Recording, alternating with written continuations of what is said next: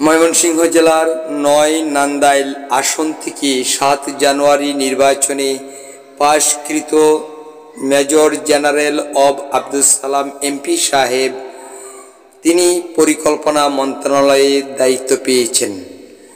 জনাব পরিকল্পনা মন্ত্রী আব্দুস সালাম এমপি সাহেব তিনি নির্বাচিত এলাকায় এসেছেন, এমনকি তিনি নির্বাচিত এলাকায় গণসংযোগের মাধ্যমে কালীগঞ্জ বাজারে একটি সভায় বক্তব্য রাখেন।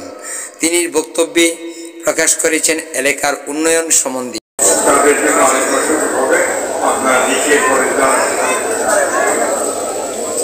আমি শুধু এই কথাটাই বলতে চাই যে আমরা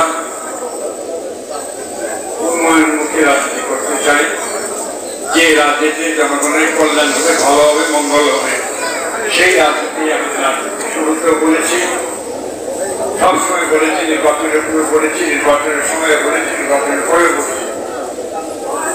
আমাদের উন্নয়নের রাজনীতি, উন্নয়নের খারাপ হওয়া রাখতে হবে, এটা আমাদের মাননীয় নীতি পলিসি এবং এটি বঙ্গবন্ধুর আদর্শ, এটা আমাদের স্মরণ রাখতে হবে। আমি আজকে আপনাদের সবাইকে অনেক অনেক ধন্যবাদ জানাই এখানে কষ্ট স্বীকার করে আসার জন্য। জনাব পরিকল্পনা মন্ত্রী তিনি এলাকার উন্নয়নের কথা বলেন, এমনকি তার সরকার এলাকার উন্নয়ন, দেশের উন্নয়নে অগ্রগতি বৃদ্ধিতে তিনি এলাকাবাসীর সাহায্য সহযোগিতা কামনা করেন।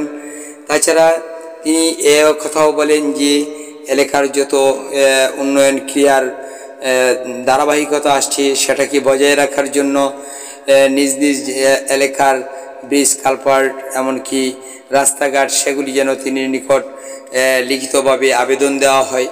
আর এরকম ধরনের একটি গণসংযোগের মধ্যে এলাকার উৎসুকী জনতা ছিলেন, যারা নাকি মন্ত্রী মহোদয়ের বক্তৃতা শুনছিলেন গভীর মনোযোগ সহকারে।